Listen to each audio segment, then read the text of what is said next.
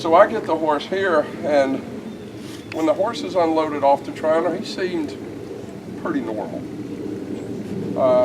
So I unloaded him off the trailer, I put him in the paddock. Next day I go get him, and I take him to the round pen. Well, as soon as I get to the gate of the round pen, and I use a round pen a little different. To me, I love the round pen only because it's in a shape that encourages the horse to continue to look at me. That's why I use a round pen. If I wanted to run a horse, I could get in here and I could run a horse.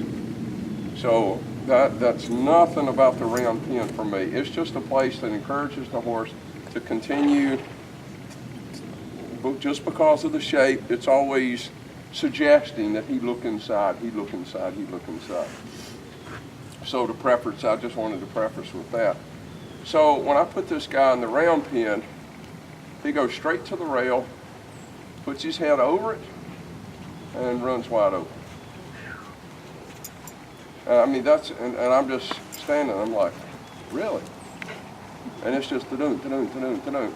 Well, I mean, that just tells me that his anxiety level, or his anxiety knob just went pegged to the right-hand side.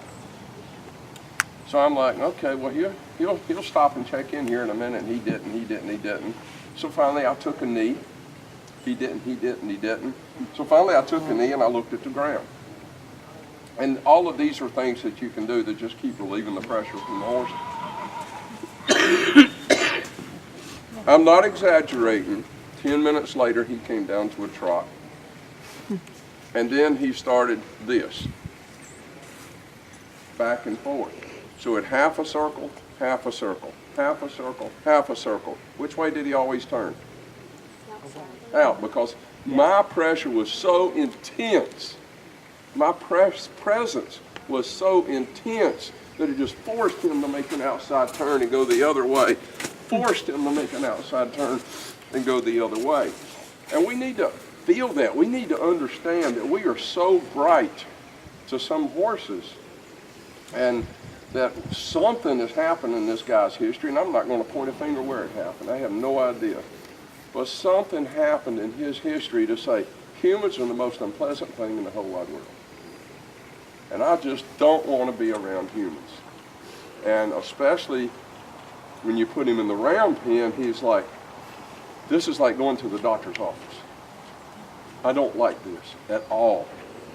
So for 2.5 weeks, all I've been trying to do is say, friend, let me put you in whatever environment I want to put you in, and you continue to smoke your cigarette and drink your iced tea.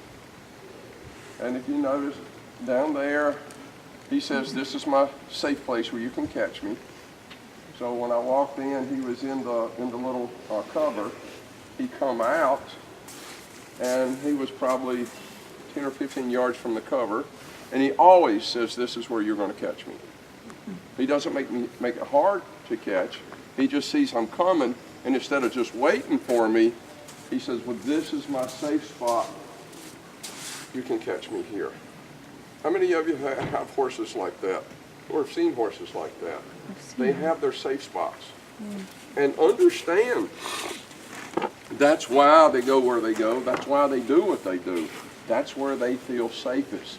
When you start teaching a horse something, he's always going to have his safe spot where this is where I can do this new exercise. But then you teach him over here. Jerry will tell you this. You get on a horse and you keep getting on him in the same place, and the next day you says, no, we're going to get on over there. He's going to be like, oh, that's not safe. And he's going to be uneasy over there.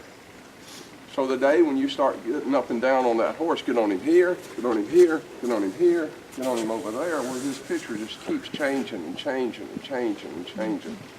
So that's what I keep trying to do with Mason here, is change his picture every day and let him still see it's a safe place to be and it's a safe thing to do. So we're going to take, so it tells you this guy is wound so tight inside that it just, that gas that Steve was talking about, been poured in there and poured in there and poured in there, and it's just looking for that little bit of flame to trip it. Anybody want to ride that? I don't. And, unless we go ahead and find a place to drain that gas out, it's going to stay there. And it will continue. He'll replace it, and there'll be more and more and more.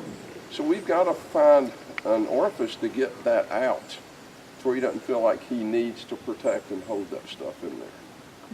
Any questions till we move him over there? Steve, you want some input? You know, I think that's the only place he has an internal locus of control, where he says this is a safe place. So he's actually in control in that one spot. So catching him is okay, but he doesn't know that he can transport that safe spot.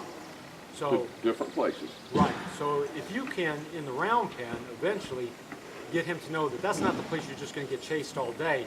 You can find that safe spot there. He'll be able to down-regulate on his own, but he's got to get that question answered. Now,